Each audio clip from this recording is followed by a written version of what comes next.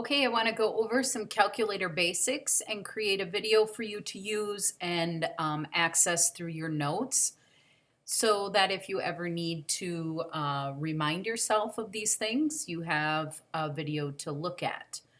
All right, first of all, you always want to make sure on your calculator that you have your stat plots turned off. So right here is where stat plots are, and you go second y equals, and make sure each of these are on off. If they are not, if any of them say on, it will not graph lines for you, and therefore you need to go down to number 4 and hit enter and enter again to turn all of those off. The next thing you always want to look at is your window. Make sure your window, it's like you're setting up your grid paper for graphing. And normal grid paper, we have go from X, our X's go from -10 to +10, and we go by steps of 1. So if you think about typical grid paper, that's what it looks like. And your Y goes from -10 to +10 by steps of 1 as well. So those two things need to be ready before you can do any graphing. Next, if you go to y equals, you should be able to enter your equation. Here is where you will find your x variable. Right next to the alpha key, you hit x, and we're going to square this. So we're going to hit the squared button here, and then we are going to go plus 2x minus 3. And now we can graph our equation, and you can see because it has an x squared in it, it's a u. What would be nice is if we could see the table right along with that, rather than going back and forth constantly. So if I needed to look at the table, that's written in blue above graph, so I'd go second, graph, and now I can see the table. And I can scroll up and down and find values, XY values that are on that U-shaped graph. Okay?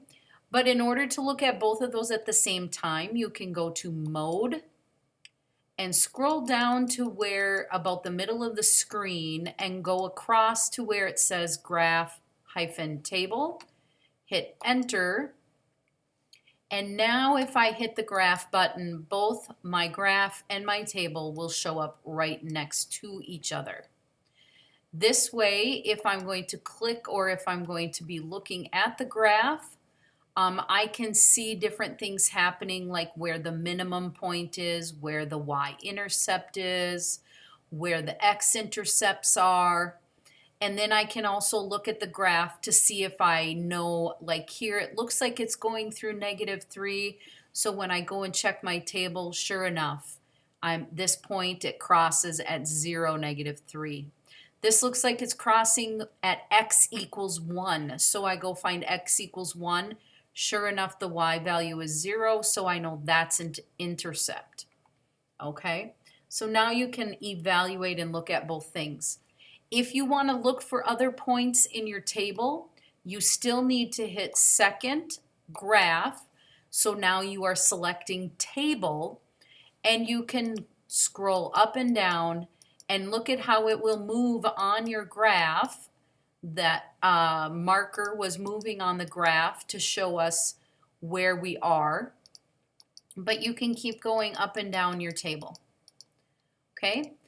If you want to get more detailed on your table rather than looking at these values and you want to get more particular, you can, again, rather than setting your window, you can set your table. So you're going to go second, window, and now I want my table to start at -3, but let's say I want to go by 0.1 instead of 1. Now, if I hit enter and I hit graph, look at how that changes my table, and then I am going to have to scroll through a lot more values. But sometimes that can be helpful to kind of pinpoint an exact location on a graph. So that was table set. Okay?